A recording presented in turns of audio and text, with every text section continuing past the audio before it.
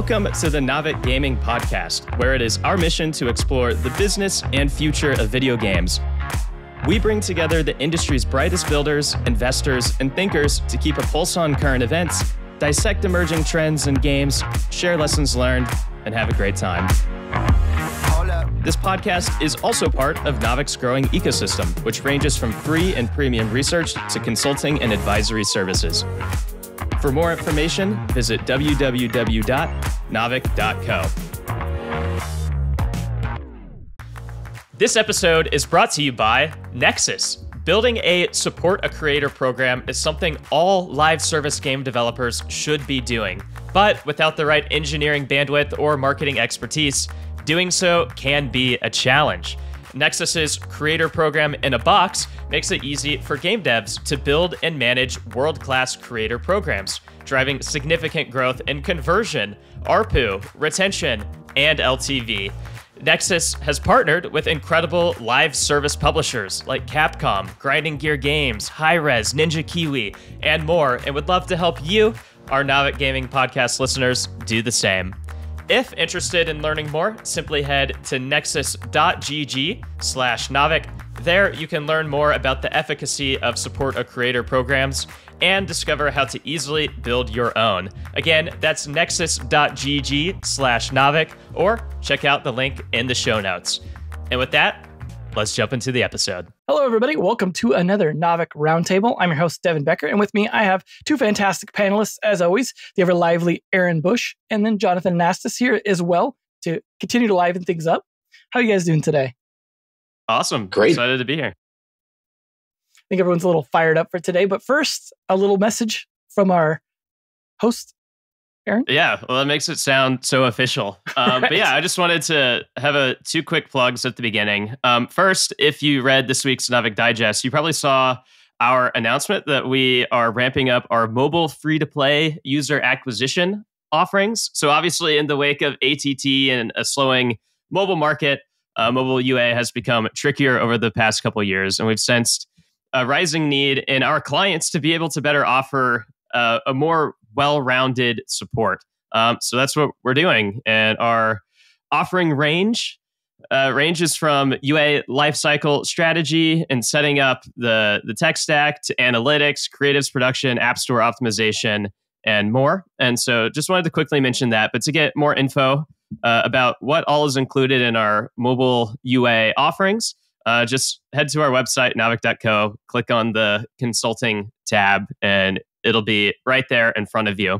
And then second, I just wanted to also note that I'm working to launch what we're currently calling our Gaming Financial Markets Insights reports. And so this is basically a monthly report series that covers a bunch of the stuff that I tend to talk about on the podcast, but in a lot more depth.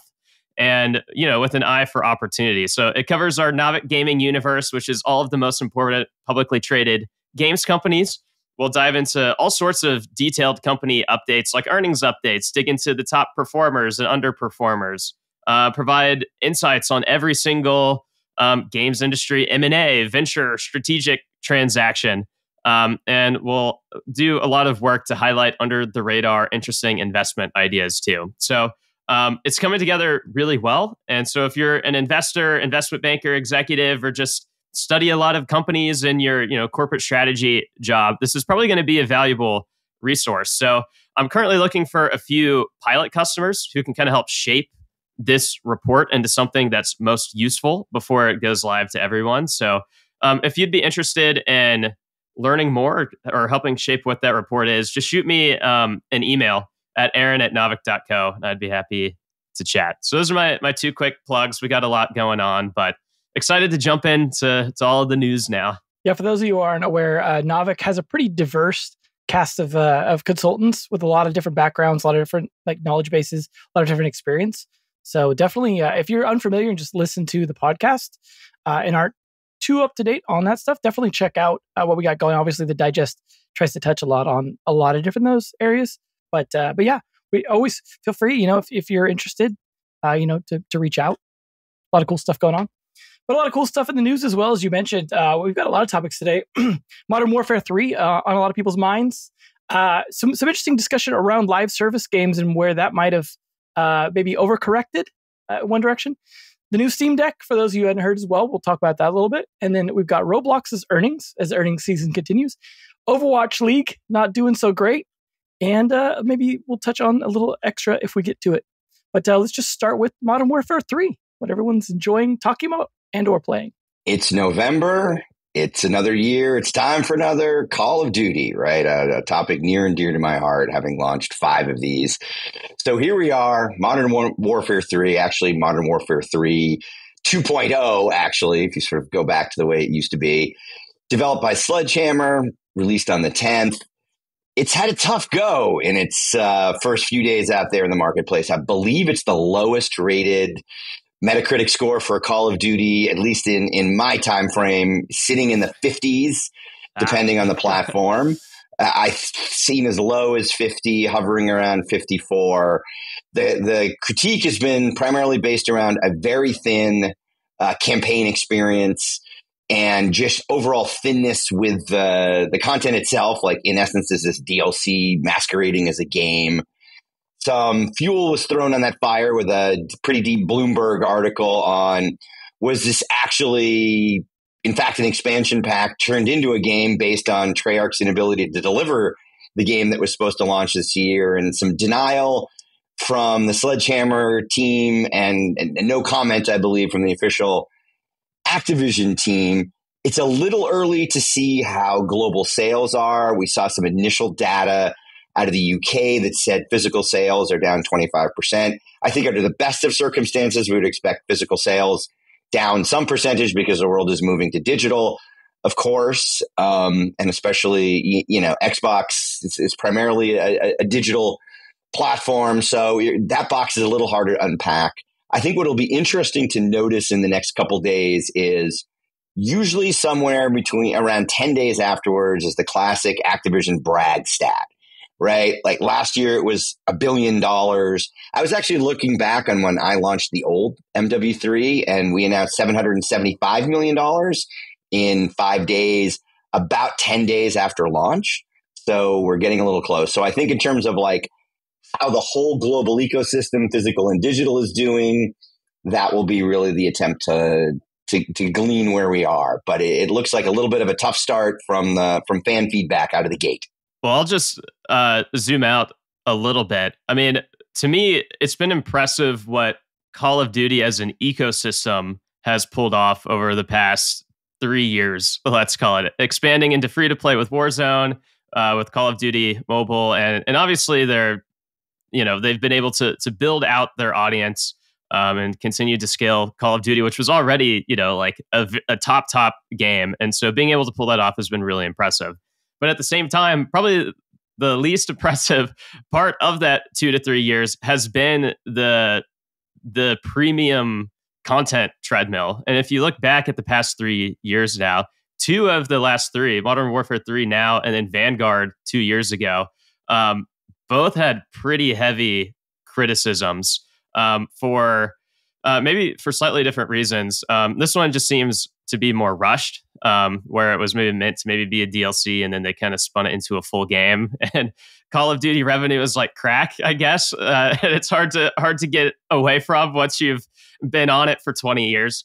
But also, I think there's just been some questionable decisions that have been made in sort of the design of the games that just has some players questioning what is going on. Are they really listening to feedback, et cetera? And so if you look at the past couple of years, it could be like, why did they take the red dots off the mini map? Or to like unlock guns to play with that people want to play with, they got to like go through all sorts of hoops of like, oh, you got to use like this scope and unlock these things. And then after that, unlock this scan to then get this, to then get the weapon you want. And it was sort of a maze. And some of that has been unpacked, but it's just sort of a new set of issues. And maybe this is just sort of what happens in the modern day if you try to stay on the content treadmill year after year as games become more complex to make and expectations rise. And if anything happens and anything has to get delayed, it kind of messes things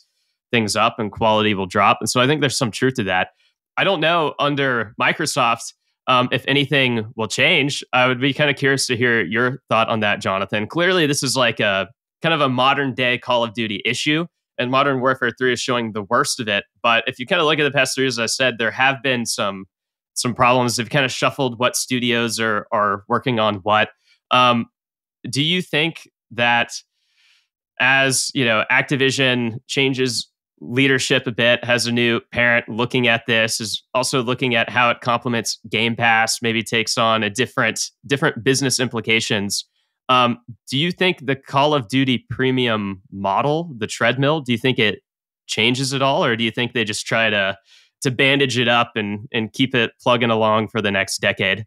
I certainly can't speak to, is Microsoft going to walk away from annual releases? It's hard to walk away from $2 to $3 billion every year. But I think some of the underlying structure would have to remain. And the corollary I'm going to make is, so Activision built a culture when I was there around like studios amassing a great deal of power and say, because Bobby really believed that like creativity is the magic, right? And he didn't want to disempower the creativity. You can talk about all the tensions with the studios over time, but ultimately Treyarch had a lot of power, Sledgehammer had a lot of power, et cetera, et cetera. And to some degree, you're held a little bit hostage to that once you cede that much power, and it's hard from a publishing structure to sort of pound down. The corollary that I would make is I go back to a time when Microsoft owned Bungie. And you had some of that same tension, around what was a similar cash cow at the same time with Halo. And ultimately, in that case, that relationship fragmented so much that, there was an exit, right? The Bungie exited from the Microsoft fold. So to some degree, you have this natural tension between publisher and developer. And the more powerful the franchise is, the more powerful the developer becomes, and the more power and the greater the stakes of that tension. And ultimately, that's what gaming is built on. So it'll be hard, right? Like magically, like having Microsoft oversee doesn't like mitigate Treyarch's power, mitigate Sledgehammer's power, or whatever. But the question will be, to your point, when you go into a world of Game Pass, you try to take that whole cycle, and it's about feeding additional content as opposed to additional releases, right? To without moving into a later topic today, but do you see a move to a more live ops? Like, I think the bigger question is, like, does it move to more of like a live ops model and an always on model, which was debated even during my time at Microsoft. But I think you'll still have the underlying sort of publisher studio tension, regardless of model. I guess the question then also is does it make sense to, if you're going to release games annually anyways, just switch to like the sports style model? Like, I mean, some of those you could be argued are kind of like DLC. Yeah. Where, like they're just replacing players, whatever. Yep. And I think what carries these games for players that still are enjoying it, because I've talked to some who, enjoy the game still, is that COD gunplay and gameplay is still like there, right? The bones are good. Yep. So it's like you could kind of, okay, we threw a bad story in, but the multiplayer is still there. Or, it's old maps that were good. I feel like they could, if they just keep those bones in place, they could kind of just DLC it and actually just do that like, why not just throw a year on there and just do it like it is, right?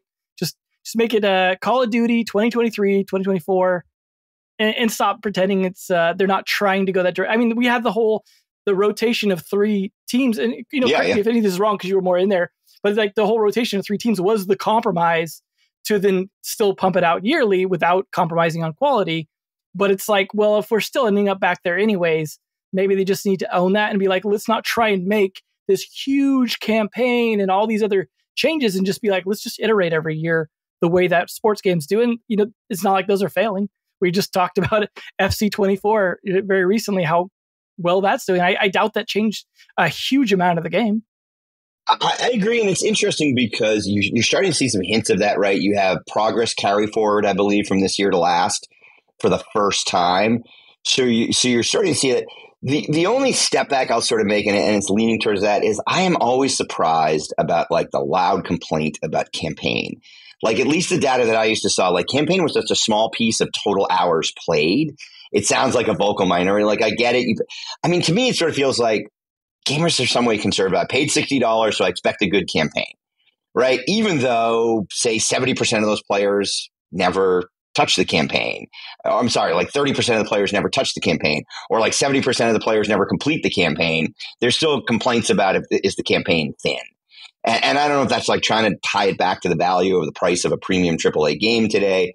But it's like, come on, guys, you're not actually spending that much time on the campaign. Why are you complaining about it? Yeah, I asked, do we think anything will change? I think my answer is no. I think that Call of Duty is one of the rare companies or IPs that kind of does like have its cake and eat it too, in the sense that, of course, it benefits year after year from the premium model, but it also benefits from live ops. And if anything, it's about how can they put more like resources into it to maintain all of that and scale up the ecosystem further and further reinforce the ecosystem together year after year. I doubt the campaign's going anywhere, but maybe even like de-emphasize it just by emphasizing other things more year after year across platforms, across devices, etc. So yeah, I sort of expect that it'll just maybe Call of Duty, its bumps enable others to come in, try something new, and maybe carve a little bit of footing for themselves in the shooter market. And maybe Call of Duty's like absolute dominance as like a premium title or percent played of shooters continues to decrease over time. I sort of expect that would be the case, but at least, for the next 5 years or so, it's really hard to see anything meaningful change in the business model of this game. And also probably Microsoft would be hard pressed to do that too, given that it just went through the whole antitrust hearings around how it needs to treat Call of Duty for everyone else too. But yeah, rough year, rough 2 out of the past 3 years, a bit of a yellow flag, worth keeping an eye on for the next couple of years, because if that turns into a pattern, probably bigger changes are on the horizon, but hopefully they can get back to normal and smoother sailing soon. But also, let's remember, failing Call of Duty would be a failure that almost any publisher in the world would beg to have, right? Like, I only made $1.8 billion. I only made 2.2. It's even when you look at the tough years, when you look at earnings, margins are still high. I feel like everyone bounces between wanting new stuff and nostalgia too. Like, there's this constant back and forth, like where it's like, obviously there was Modern Warfare and now there's Modern Warfare again. We've had Modern Warfare 1 and 2, I think twice now, right? Like, even though it's like not the same company, they went and did Respawn. And so it's like, we're in this weird situation where the excitement around this one that people are like still like enjoying is the old maps. And so you get this back and forth of like, bring back the classics, but do something new, and bring back the classics. And it's like we're watching Star Wars sequels or something where they're just like, they don't know which direction to go at this point. And that helps them coast, I think, a little bit too, where they could just go, we'll bring back some things that people like. So at least some of the people will not complain. But as you said, it's like, oh no, a stumble where we only like got rich still off of, like, because I mean, if they normally spend 3 years working on it and they made say half as much money, but they only spent a year on it, that's actually more money than they would make spending 3 years on it. If you think about it, like, yeah, the reputation takes a hit, right? But they still made more profit. And it's not like, oh no, like those people that bought it, like were half as many people, they'll continue to buy DLC for this and continue to like still fund it going forward as well. So it's like, it's not like they're going to lose money out of it. And this reputation seems pretty bulletproof. I think you'd have to like really like tank it for like 10 years at this point, it seems like, to like just be gone with it. And it's funny with the campaign thing too, because you saw Battlefield going through that identity crisis over, do we start to put in single player content because maybe that's why COD's beating us, or do we just really focus on our multiplayer? And they went back and forth on that, like wanting to maybe do some single player stuff. But as you said, like, I'm sure you probably looked at the achievement stuff and the other metrics and like could see like people aren't doing this. Like, you probably could just look at Steam achievements and find out like people aren't completing a good majority of it. They just want to feel like they pay the right price. But maybe this needs to move to a model where they spread out that price over the year. And they're just like, hey, we'll do a year season pass. We'll break the campaign up into like 4 parts. We'll release one every 3 months or whatever, and like tease that out and then spread out the development time. And that way people will actually end up paying more. So we'll charge them $20 every quarter, and then they'll end up paying 80. But they'd feel okay with it because I'm paying $20 for that campaign. You know what I mean? Like, I feel like they could just embrace this and actually like work it in a way that makes more money, but with less griping, probably. And tying back to your point about, sort of like, added content and revenue. So, total number of sales has been falling for years with a couple of exceptions, but ARPU, when you look at earnings, continues to rise. And as long as ARPU and LTV continues to rise, you can live off a diminished base, right? You know, they've arguably been making more money off fewer copies sold for a number of years now. I also think the tie-ins to the other stuff, the Warzone stuff and everything also helps because so normally I mean, I've bought a few Call of Duties, but I don't really spend much money on it. It's not a franchise. I like the gunplay, but I don't get into the games that much. But I got really into DMZ, for example, right? And then I'm buying COD skins for DMZ, but I'm still buying COD skins. At the end of the day, it's all tied into one product. So through that free entry, they got me into buying something for the paid thing that I wasn't never even going to buy because it's tied to the same thing. And it's I guess I could use this in the main game too. And it seems like they found a good compromise there in terms of making money off that way. I mean, I don't know what the sales look like of that stuff. And we even have a weird situation now where it's hard to identify the sales and then the amount of people playing and stuff on Steam because it's kind of packaged like a DLC in this one single Call of Duty thing. And I almost wonder if that's a way to kind of obfuscate a lot of the stuff going on, as well as but I've heard it's a launcher launching a launcher and weird stuff like that, where it's kind of this hack right now where it's not really, they haven't made that transition completely yet. But it does make me wonder, because of the Xbox stuff, right? That you mentioned, Aaron, where, Microsoft's we made all these deals to make sure Call of Duty's on every platform. But then what if they just set up a situation where there's these season passes or these regular DLCs and they go, well, Xbox Game Pass users just get that for free. And so that's their exclusive. That's their competitive advantage. Is yeah, you can buy this stuff on any platform, but the only way you're going to get it for free is by having a Game Pass, right? Because it won't be part of any Sony Pass or whatever. So it seems like they could still find a way to angle this so that they get that advantage and don't compromise this hard. But I don't know. There's lots of directions this could go. Obviously, a lot of people not super happy about it, but checks are cashing. And let's look for either a deafening silence or a big brag stat in the next 5 days. Definitely, yeah. That'll be look forward to see. I mean, I don't know if they wait for refunds on that, right? Because I don't know either with the Steam sale, if it's treated as DLC, you can never refund DLC, is my understanding, right? So if they did actually sell it as DLC, I can't quite tell from the Steam page, then you can't even refund it within the 2 hours, which I don't think they pulled that, but that's a way you could get around it, I suppose, and make sure people can't refund that at all.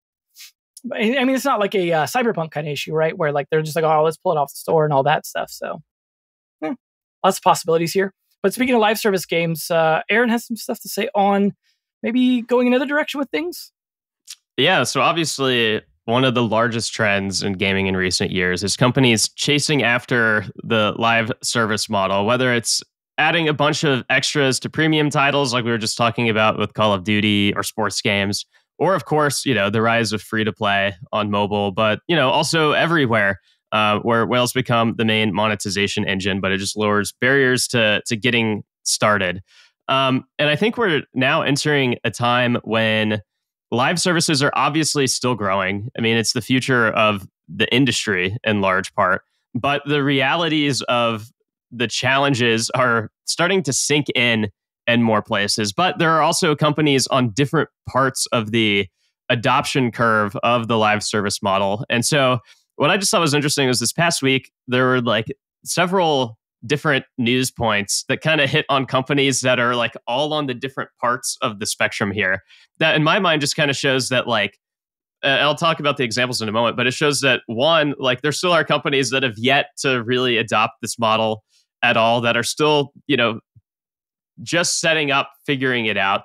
Then there are those that went really hard and all in and are realizing whoa, we need to slow down. This is harder to get right, especially at scale than we thought. And then there are others too that maybe just have their expertise is not in free to play and in live service around that, and are realizing maybe we need to go back to our roots where we know that we can win. And so it's just interesting to see the trend, sort of the pendulum swing back just a little bit as companies figure this out. But with the specific examples, Warner Brothers this week and the earnings call, I'll just read a quote real fast. It said, "Our focus is on transforming our biggest franchises from largely console and PC based with 3 to 4 year release schedules to include more always on gameplay through live services, multi-platform, and free-to-play extensions, with the goal to have more players spending more time on more platforms. Ultimately, we want to drive engagement and monetization of our longer cycles and at higher levels where for specific capabilities, we are currently underscaled and see significant opportunity to generate greater post-purchase revenue. So, that just sounds like, a company that's wowed at the prospects of what the live service model can be, like always on. Like you can get more out of players over more time. Like, great. There's one reason they said that, Aaron. Mortal Kombat 1 did that very hard. They leaned super into that. And obviously it worked, or they wouldn't be saying this. Yeah, and it might have in that case. But also, Warner Brothers isn't new to free to play. They have a history, even in mobile, of leaning into this. But I also think they're just talking about games like Hogwarts Legacy, which was just straight up premium, hasn't had any DLCs, no live service plan, and obviously it was a huge hit that was the company's largest driver by far this year. But at least on the gaming side, I should say. But also, like, I don't know, are they thinking about, for games like that, adding on extra layers of live service in the future? It kind of sounds like it. And so, this is a company, we've seen others go through this before, where they start to see the appeal. They've had some success. In the case of Warner Brothers, a couple of years ago, they were questioning whether they even want to stay in gaming at all. And now they're like, oh yeah, we're going all in on live service models. So, just flagging that as like, all right, they're like a big company still in like the early side of like the live service push. But on the flip side, you see PlayStation, and this is a quote from IGN. Satoki said in a financial call that Sony is reviewing the 12 live service PlayStation games it has in the works and committed to launching only 6 of them by the end of financial year 2025, meaning by the end of March 2026. Totoki said Sony is still working on when the other 6 live service games will come out, adding, "It's not that we stick to certain titles, but for the gamers, quality should be most important."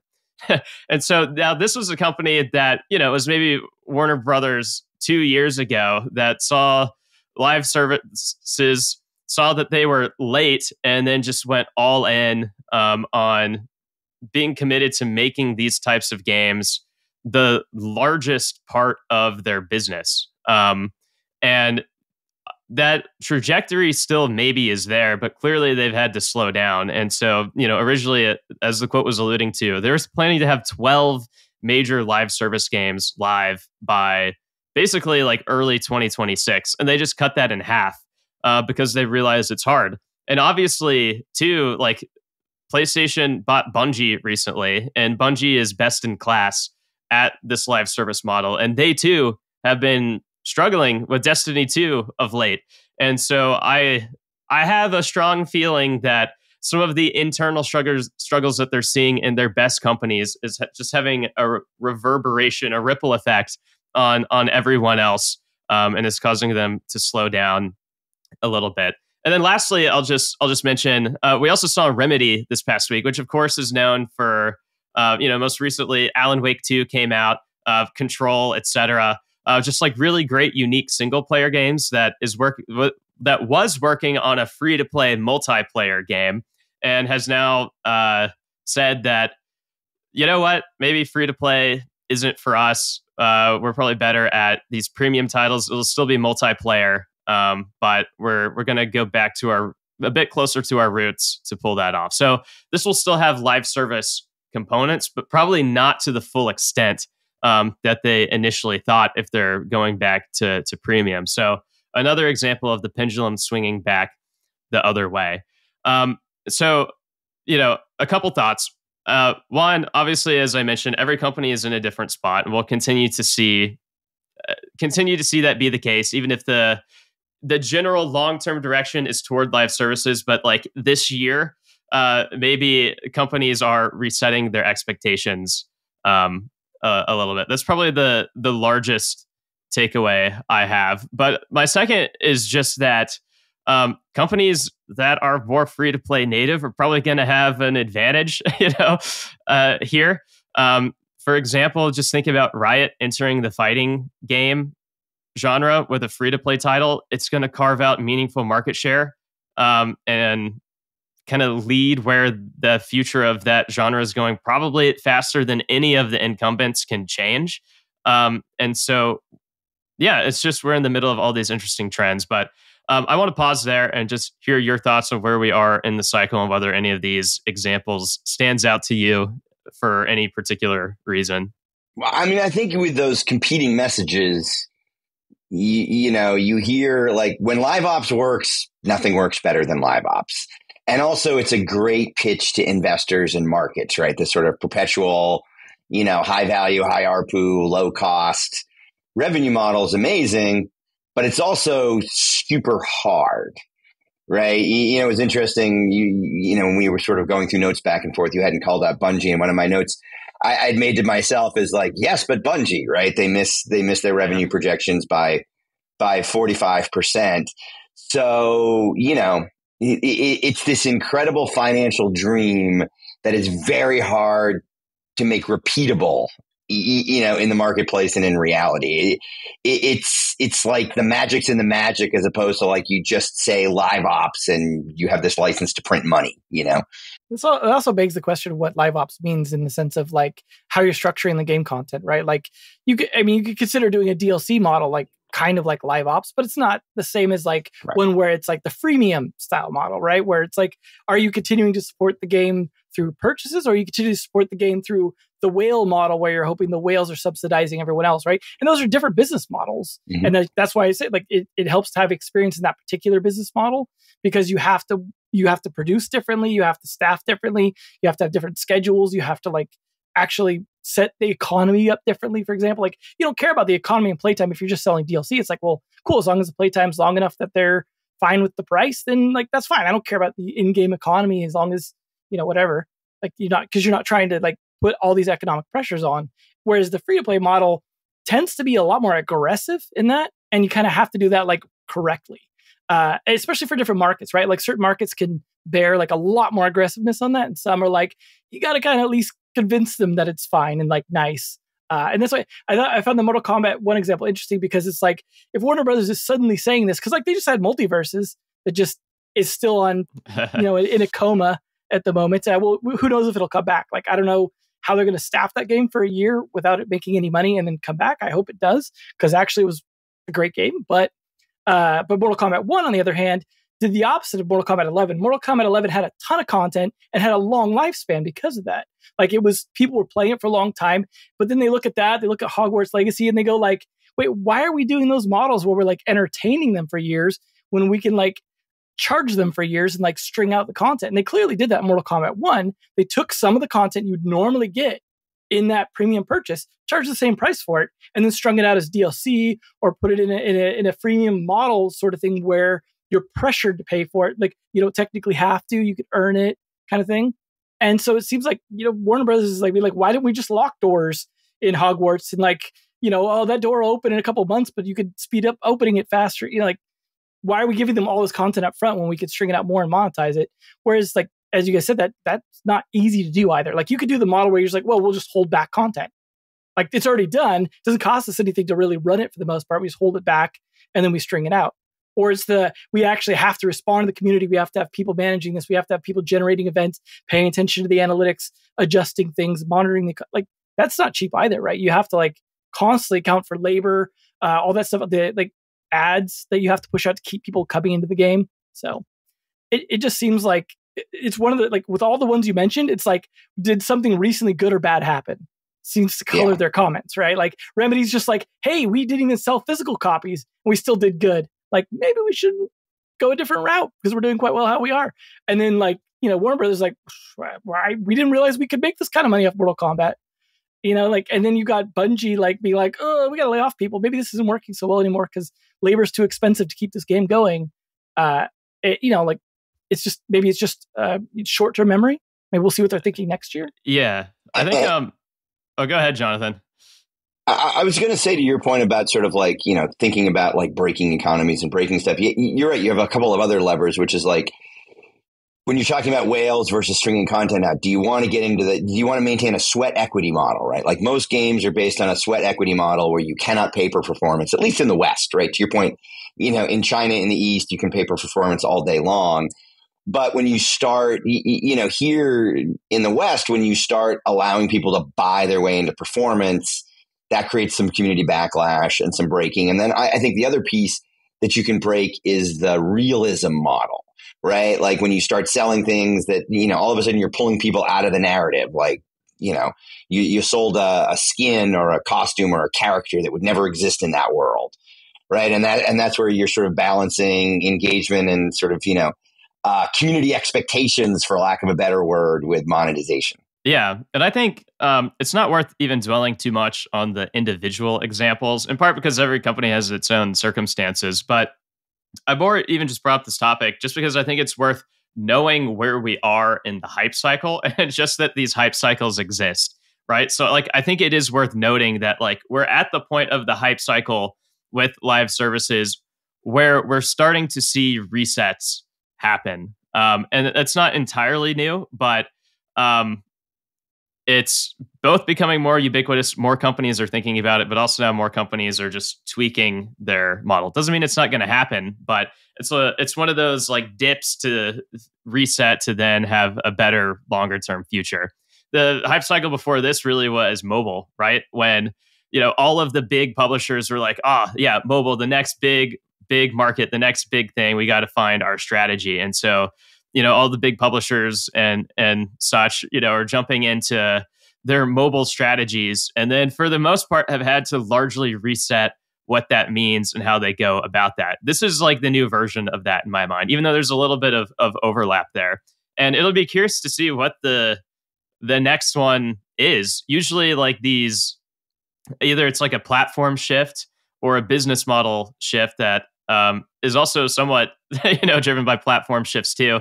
And so it's going to be worth seeing like whether, like Web3 is kind of slowed down, maybe something AI related, maybe it'll be something on another device one day, maybe return the handheld. These different hype cycles can emerge, and it's just worth understanding how they work. That things don't ever really work in a straight line, that usually there's exuberance followed by a reset.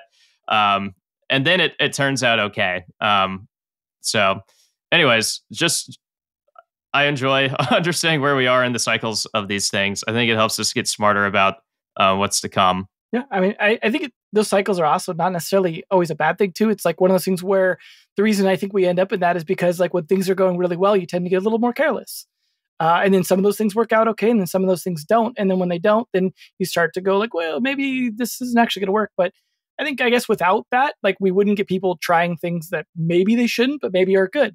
It's kind of one of those weird things. Like the thing makes me think about when you're bringing up all this stuff is Blizzard in a weird position, right? Because it's like you've got a business model where like they were always doing these premium, upfront models, and then they tried Diablo Immortal and thought like, oh, cool, we'll make it like this, and then that kind of went. It's still making money, but not quite what it was at the beginning. And then you've got Overwatch struggling with the shift from premium to free to play. But then you've got Warcraft kind of on the opposite, maybe if that can sustain, where that seems to be like, if that does really well, I could see them just being like, maybe we don't even want to do a traditional Warcraft anymore. Like it's those back and forths, because like some things work. And it's obviously if something works, then you're more likely excited because you have the money to like spend to keep doing it, right? So just like with the Call of Duty, it's like, hey, if they keep making money, you can keep making them. So that's the bottom line, I guess, at the end of the day. But speaking of keeping making them because they were a success, Steam Deck's getting an update. Yeah, so it sort of feels like Steam Deck 1.5, right? I think sort of the good news, bad news in this is clearly Steam Deck 1, big success. There had been some talk up until very recently of Steam Deck 2.0 and a commitment to a future roadmap. And I think we got, mostly good news, right? Which you got this new Steam Deck with an OLED screen, much better battery life, faster Wi-Fi for downloads, and sort of part and parcel with the, hey, maybe battery technology to allow us to go into Steam Deck 2 is moving out a couple of years further than we thought. And here's an interim product, right?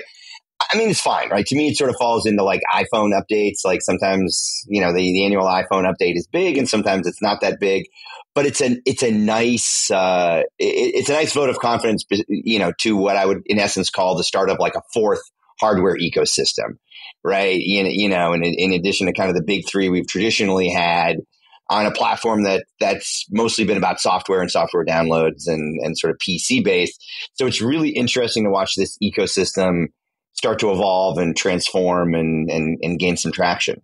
It's a piece of the world that I am admittedly less familiar with than the console side or the traditional mobile side. But I'm always for more options in gaming, and I'm always for more interesting stuff in gaming. And so I'm happy to see a fourth hardware ecosystem in place. Yeah, I'm pretty excited for it. I don't have too much to say about this update. As you mentioned, it's a 1.5, so it's not like anything truly transformative. But it kind of reminds me of like the Switch in terms of just like how it's approaching hardware upgrades. Like the Switch literally had like its OLED model as like as a Switch 1.5 on the road to whatever the Switch 2 is going to be, and that's similar here. And in my mind, like the analogy that sort of resonates is sort of like Nintendo is like iOS, just kind of like a closed off ecosystem doing its own thing, and the Steam Deck and just like this other world like has the potential to maybe be whatever like the Android Pixel version of that is. And I hope I bet they see that, and I just hope that they lean more into that over time. And so obviously the Steam Deck does a good job of just allowing you to do more, to play with the software, to do more things. I'm just hoping that they continue to make it easier and better so that it's not even just like the Steam Deck, but it can just become like you can also play Game Pass on it. You can do other things, play games however you want, on your Steam Deck. And if they can pull that off, I think that is what's going to really kind of give them their next boost, because you also see like the PlayStation Portal, it just, reviews for that started coming out, and it's pretty much what you would expect if you've been listening to this podcast, in the sense that like, it's a good device for what it is, but you can really just only play it in your home, streaming from your console to your device. And it's pretty limiting otherwise, but people have found ways to like remote play your PlayStation to your Steam Deck. And to me, the much bigger idea here and like the potential future of handhelds is being able to like have one great device where you can, play natively on like via Steam. You can stream to from your PlayStation. You can access Game Pass. You can kind of do it all in one spot. And it's sort of, who can do it best, first mover advantage Steam has, but they won't be the only one to do that. So that's kind of what I've been thinking about, reading through like this latest news. I'm curious if you guys agree with that premise of where it might go, or whether it even should go that way, or if you view like this like next era of handheld gaming a bit differently. Yeah, I mean, they specifically said they were down for having Game Pass, for example, on there. It's just a matter of getting it to work correctly, right? Like anyone who's tried to run Battle.net on there knows it's doable, but it's a hassle. That's the part, right? Like you said, it's making it not a hassle. And I think, if it becomes something where you don't have to boot into desktop mode with your keyboard and mouse hooked up and do all this wonky stuff just to get it to work, because, they just set it up. It's a computer at the end of the day. And like, that's the nice thing about it, is it's like, I remember when PlayStation tried to do their whole like Linux thing, and then they like backfired on them and they just locked it all down and like gave up on that. Whereas Valve has a lot more vested interest in keeping that model. They've spent so much time building up that Linux ecosystem and like making all that stuff work, that it seems like they're in a good position to do that. But like in terms of the home streaming stuff, I'm noticing like that's expanding even out beyond Steam Link, which was kind of one of the first ones to do that. I still have my little Steam Link box around here that they stopped selling, and then they moved it to the phone, and then to this, the Steam Deck actually could do it as well. Like I don't know if everyone realizes that as well. If your Steam Deck can't handle the game, you can still stream it off of your computer, which I did. For one of the games I didn't want to install, it wouldn't fit. It was too much. I'll just play it off my computer. It's a little weird, but that stuff works. And then I saw recently Ubisoft is even going to do that now. They have a beta of the connecting to the stream to your computer through Ubisoft Connect. So they're moving into that business model.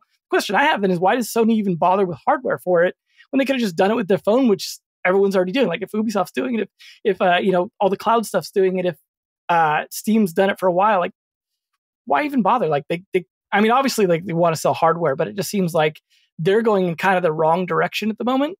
Obviously Nintendo's probably never going to get involved in this because we know how long they take to do all of it, but it's kind of weird that we've got like this cloud stuff, but everyone was like, cloud's too laggy. Let's move everything into the house then, and we'll do that for now until it's fast enough, right?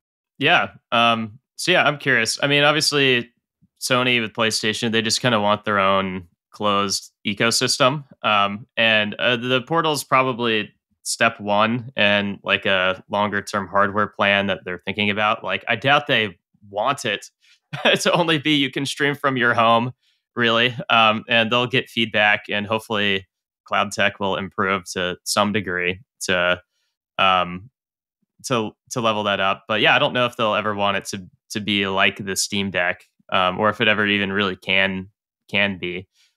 So we'll see how that goes. But yeah, I think obviously the Steam Deck is still pretty niche in the big scheme of things. It's like very small compared to any other like, big console out there. But if we know handheld can be big, like we've seen it in the games industry before, be massive, and we see that people still want it. And so I think there still is a big opportunity for them to just clean up the user interface, maybe like take on more of like an app kind of model where like you could just have more easily access Game Pass as an app or something like that, to just serve all the things that people want very effectively. And if they can do that, I think Steam Deck can be bigger than what people initially thought it could be, but they'll need more than, just the 1.5, hardware upgrades. It's actually less about the hardware to pull that off and more about the software, in my opinion, of how it like brings a whole ecosystem together. So I'm just really curious to see what that'll end up being. It's nice. A handheld you buy, you already have a library for. Like, you're just like, oh, what do I load on it from my existing? Everyone always complains about their backlog of Steam games. It's like, this is the way to chip at it, right? But I mean, it's interesting to think about the idea of like the Game Pass is one thing, but like maybe even bringing on stuff like Battle.net, stuff like that might actually not necessarily be in their best interest, in the sense that obviously they get, a cut of sales, right? Diablo 4, when it came out on Steam, like was Steam Deck verified. And like, like you said, the audience is maybe small, but they were pretty vocal. There was a lot of people who bought the game on Steam because that was the only easy way to play it on Steam Deck. And Valve got that cut of that profit that they wouldn't have got by just allowing Battle.net to run on there. So, there is the upside to them to not making it too easy to load on other stuff. But Game Pass is not a big deal, right? Because that's more of like a cloud kind of thing. They can be like, all right, go to the cloud thing. That's fine. Like, because that's not really something we're going to get a cut of. But like forcing kind of Blizzard to shove the game onto Steam to get it onto the Steam Deck reasonably made them some money at the end of the day. But, it's one of those things where I think as like the Steam Deck gets bigger, it becomes more of an important thing. Like when it comes to install base, right? Because people care about making their games Steam Deck verified, because like that is a selling point. Like if you go to buy a game and you're buying it for your Steam Deck, you need to know, like, is this going to work? And that's become kind of a weird point. Like as a Steam Deck user who got like the very first wave, like I go through this thing where it's like some are like verified and they run terrible, and then some are not verified and they run great. And it's like, it's kind of hard with such a huge library to manage that. So I'm not sure Valve's going to be able to do much other than, I don't know, maybe they'll run an AI thing to verify or something. But that's the big sticky point I see for them, is like, especially if now they've got two hardware models and then they go to an actual sequel, then it's like, this is Steam Deck 2 verified, but it doesn't really run great on Steam Deck 1. That could get a little tricky.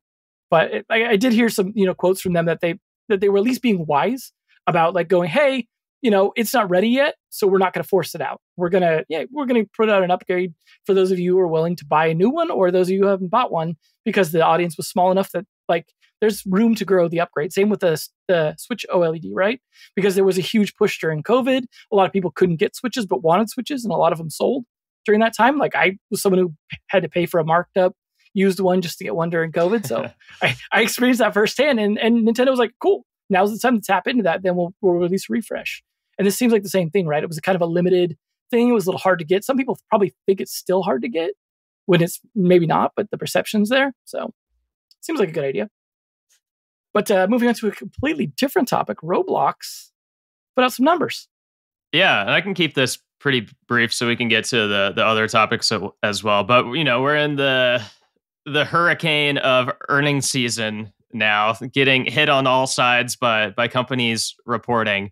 And so I figured I'd just cover one of them quickly. And Roblox is interesting because it's, of course, a rising force in the industry. And I was looking at its key numbers.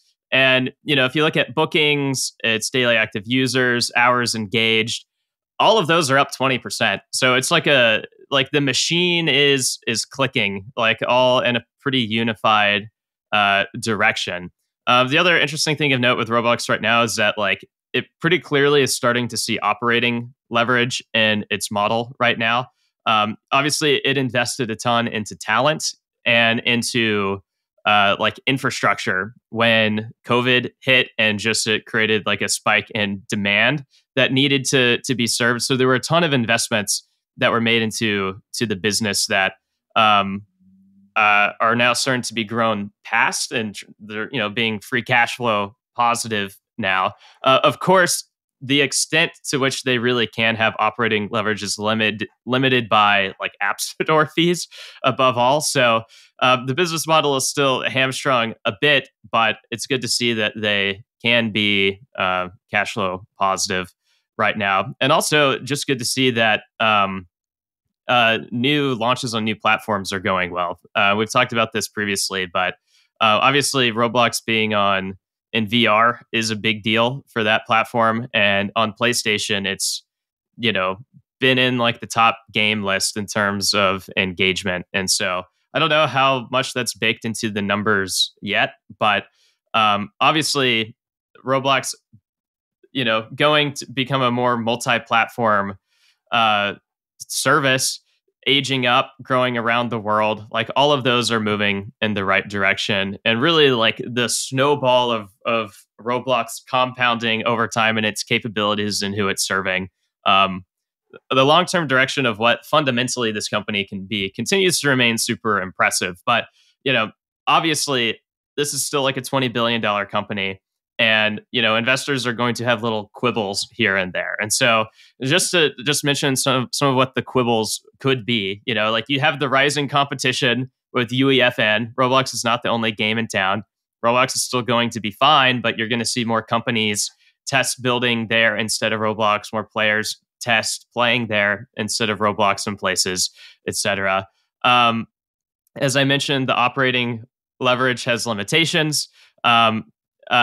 When bookings and daily active users are both rising 20%, you see that, bookings per user is basically flatlined, and you can, I'm not too stressed about that and the long term of things. Just getting the users in first is what is most important. But in terms of, where that will take them, even in the next couple of years, this past year has been good. So they're going to have difficult, comparisons next year that are going to be hard to compete against. And if you kind of compare that with, just very high valuations, probably one of, if not the most highly valued company in the games industry right now. I was just going to say the App Store fees, like, do they have those on VR?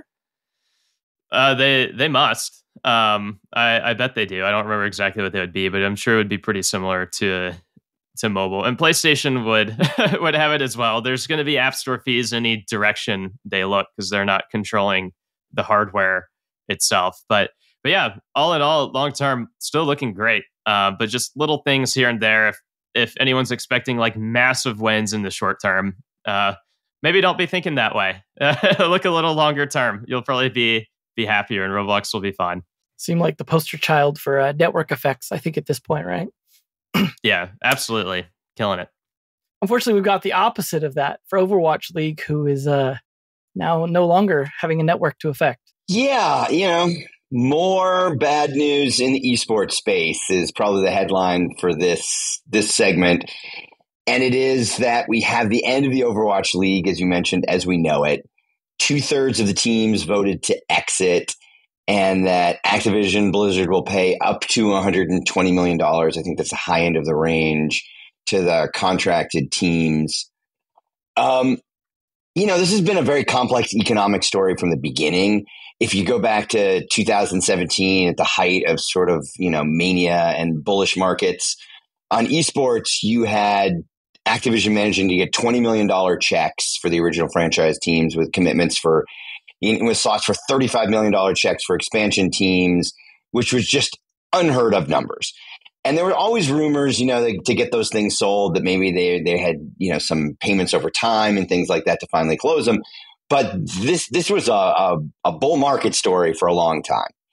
And then COVID happened. And COVID was, certainly not the fault of the people who wrote those $20 million checks, and not Activision Blizzard's.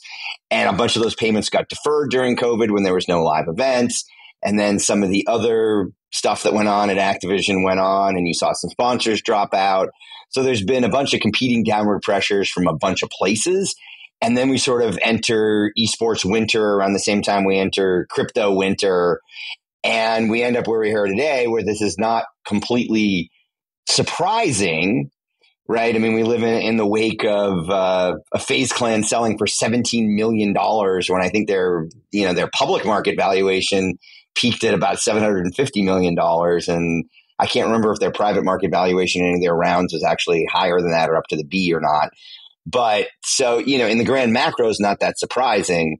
But, another negative news cycle for competitive esports where we didn't need it. If there's one sort of light in here, it's that Overwatch League apparently isn't going away. And there'll be some restructured version run by ESL, who runs the current COD League. And they've managed to kind of rescale that for the current market, or at least it appears that way from the outside. And without sort of complicating the story, also leads back into one of the trend pieces we've been talking about over the year, with sort of like the rise of MENA in terms of being an increasing buyer in the world of games where everybody else is a seller. And obviously ESL is part of that story now. So here we are, another bullet in the competitive esports economic story model. Yeah, seeing the Overwatch League go under, I don't think is surprising to most people who've been paying close attention to Overwatch. Do you think the Call of Duty League is next, or do you think this will be contained within Activision? Hard to tell. I mean, Call of Duty League had different economics attached to it from the beginning. As somebody who's attended a lot of the COD events, they feel less frothy than they used to. But my sense from outside of the economics of it is that they have smartly kind of resized COD to the current demand in the current marketplace. Everything from the size of the venues to kind of the spends around it.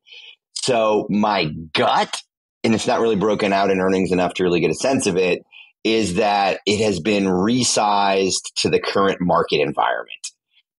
Whether that's resized enough, I don't know. And I would imagine that if Overwatch comes out in a way that matches that. And what I mean is, like, at the peak of it, right? Like COD's at Barclays Center, right, in the US. And the last event I attended was in front of about 2,800 people, in Los Angeles, where Nintendo throws their annual, CES presser, right? So it feels to me like the COD piece has been resized, right? So it's not as frothy, but it is likely survivable in its current incarnation. Yeah, I'll be curious to see where that goes. I'm not sure. I'm kind of skeptical on the franchise model right now. To be honest, like even beyond Activision Blizzard, and this esports reset is still going and will still continue to go on for a while, I think. I mean, we've also seen like Evil Geniuses is kind of gutting its organization, even though they've competed well. 100 Thieves is announced a whole new tier of layoffs and basically spinning out parts of their businesses. And I was even looking at, League of Legends, the LCS, the North American League, and it's looking like several teams might be looking to sell their spots to just leave League of Legends altogether because it's not worth it. And we just saw TSM do that. But there could be several more to come, at least a few more to come. And if that's the case, it just sort of puts into question even for Riot, like, why are they doing it the way that they're doing it?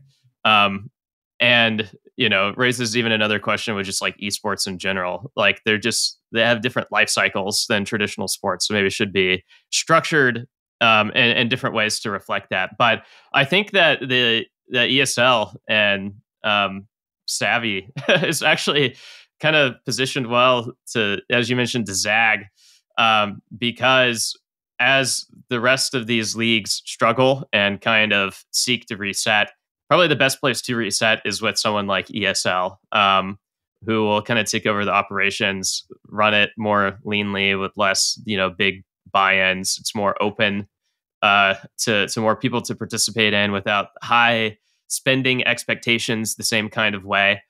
So I'm actually, the more I see esports kind of crumble in places, the more bullish I am on ESL being able to pick up some of the pieces. But yeah, I think we got another year or two left of this unraveling and then resetting, I would guess. Yeah, and I'm in the same place, right? I'm not sure we're at the bottom, but you sort of said another year or two of unraveling for a reset. I am, like you, long-term bullish on the reset. Like, as a longtime gaming and media executive, I just can't see a world where you have this much audience in this kind of a desirable demographic and not have it be a sustainable business. Like, we can talk about, media rights deals never followed, which is a big lever for traditional sports, but to me, it just feels like it needs to be resized as opposed to like it's going to die. And if you can just sweep up the pieces, it's almost like a private equity model to me. I'm going to put my amateur private equity hat on. If I can buy the pieces cheaply enough surrounding top tier gaming franchises, and I'm not overpaying for the rights to those gaming franchises, I don't know how it can't not be a profitable business. And to your point about ESL, when you're sort of accumulating now the back end, right? So now I have like a shared back end across like 6 leagues or 8 leagues or whatever. Again, I go back to like desirable audience, brands want to reach them, scale. It's a business. It is clearly not the multi-billion-dollar business. None of these companies probably should have been worth $1 billion to start with, right? And I just think we got to hit bottom, and then it becomes something real and sustainable. Yeah, I mean, I'm as someone who worked for ESL for like 6-7 years, seeing they're pretty good at managing costs and doing things for cheap, helping people start up when they're trying to get into esports as a game. Like, that's how Rainbow Six got in, was like, let's hope we can make this. But that's the difference. And I think, like you guys kind of pointed it out with the right sizing stuff of COD, which is you can't just spend a bunch of money and force this to happen, force this to work and fit when maybe it doesn't, or maybe just the maturity of the industry really isn't there yet in terms of like, we had the outsized valuations, everyone just being like hyped, the brands being treated as maybe more valuable than they really were due to the whole influencer craze and all that stuff. It was just like, a lot of exuberance, but not a lot of like real backbone in terms of the business model to like actually make it work. And then just constant scams happening where people are just not paying things and all that stuff on top of it just doesn't help with things. It feels like, some like old casino era kind of stuff where it's just like all the shady stuff happening underneath. It just because it's lack of maturity. Whereas I think, you take someone like ESL, like, yeah, maybe they don't always run things smoothly and perfectly, but they put on a pretty good event for a pretty good price, I think.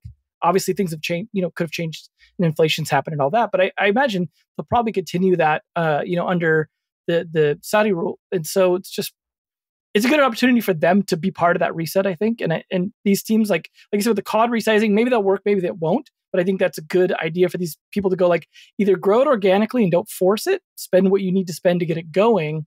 And if it doesn't work, just either fix it or turn it off, and don't waste a bunch of money trying to force it the way OWL was just like, let's just keep making it bigger. That'll make it work. It's like, well, look at how often they had to change the game to try and make it work at that high of competitive level, and just never really finding a fit that was there. So, and then of course, changing from, the version 1 to the other model did not help with things, I imagine. But like, in terms of Rainbow Six and esports, there was kind of an interesting thing coming out recently that, there were some rumors of for a long time, and maybe we just thought it was probably just rumors because nothing ever came of it, which is selling and trading skins. Because with 8 years plus of a game, there is a lot of skins and different types of skin things accumulated in Rainbow Six, and a lot of them are esports skins as well, like because they had the revenue share model. So there was a little bit of profit to be made for teams in that model. Obviously, like I imagine the profit was relatively minimal compared to selling physical merch or something, but it was there, and it still is there to an extent, right? So there is like a profit opportunity there, but like there is this. They announced at the last event that they had, which their event still turned out, it seems like, pretty well. I believe it was Atlanta Major here in the US, and so they announced it had like a live thing demonstrating that they will be having a marketplace for buying and selling skins, which just exclusive to Rainbow Six. It's not like a Steam marketplace kind of thing or anything like that. It's not Ubisoft Connect wide, but it is meant for people that have this huge glut of skins to be able to like, sell them to others, because there's no item trading, there's no exchanging. I think they also probably saw people were like buying whole accounts or stealing accounts. There was a lot of account hacking to get things, and this sort of legitimizes a little flow. But the interesting part about this is that they're signing up for a beta for next year, so we won't see it till early next year. But it will be in R6 credits, which are the hard currency of the game. So it will be entirely monetized in their benefit, right? Where it's all like money that has to be bought into their system. So they're already profiting on every sale that way. I think there is a small, I think it was 10% marketplace fee either. And I assume a marketplace fee in that case means they just burn essentially 10% of the R6 credits.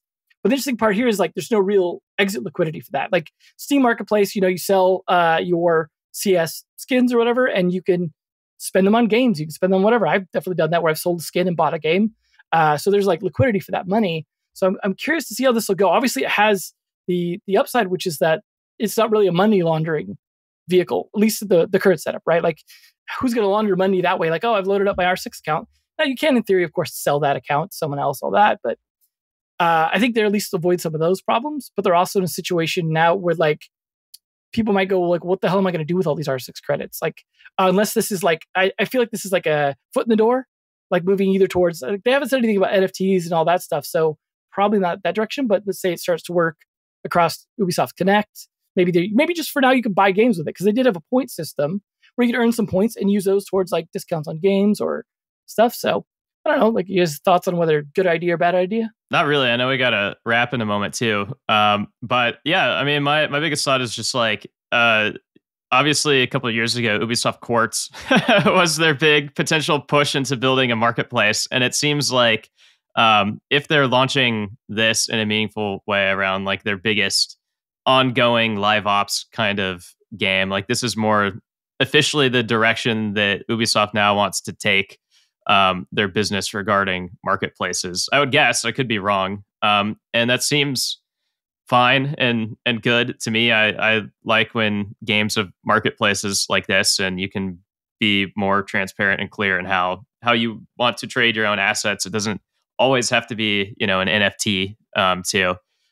So I think it's a positive and is decent clarity for where Ubisoft is going. Sounds like it's a safe enough experiment, right? Where they pretty much are guaranteed to make money off of it. If it doesn't work out, they could turn it off, but it pretty much just enables people to do something without many downsides to anyone for the most part. Outside of potential for fraud, I suppose, if people steal accounts, which people can do because people will use chat support to basically convince them to get an account. And then maybe they could sell all their stuff, and then that could be a big problem. But I don't know, I'm just curious to see if this ends up being maybe a business model or avenue for Ubisoft to explore in the future, in light of what you said about Quartz not working out for them and or others finding some way. Yeah, we'll see if we see Far Cry do it or something else, right? Where they just start adding it to Assassin's Creed skins, something like that. But yeah. Anyways, lots of interesting changes in the economy here. It seems like things doing really good and things doing really bad from the sound of it. A good mixed bag, but makes for some good topics, some good discussions. So I want to thank you guys, of course, for the fantastic conversation as usual. A lot of great stuff. Thankfully, not a slew news week, and I imagine going into winter, hopefully keep it interesting. But thank everyone for listening as well, of course. Hopefully you tune in week to week. Of course, then we also have the interviews that come out as well. Make sure you're checking those out. And of course, all the stuff Aaron said at the beginning, all the stuff we got going on at Naavik, it's more than just a podcast, more than just a digest. We got a lot of cool consulting and other services that we're providing and exploring, as you mentioned, looking for some good feedback on those as well. So make sure to hit us up. Of course, if you want to contact us as well through the podcast, just podcast@naavik.co. Then, of course, we have contact forms and all that stuff on the website as well. Just, again, naavik.co. So make sure to check it out, and we'll catch you guys next week. If you enjoyed today's episode, whether on YouTube or your favorite podcast app, make sure to like, subscribe, comment, or give a 5-star review. And if you want to reach out or provide feedback, shoot us a note at podcast@naavik.co or find us on Twitter and LinkedIn. Plus, if you want to learn more about what Naavik has to offer, make sure to check out our website, www.naavik.co. There, you can sign up for the #1 games industry newsletter, Naavik Digest, or contact us to learn about our wide-ranging consulting and advisory services. Again, that is www.naavik.co. Thanks for listening, and we'll catch you in the next episode.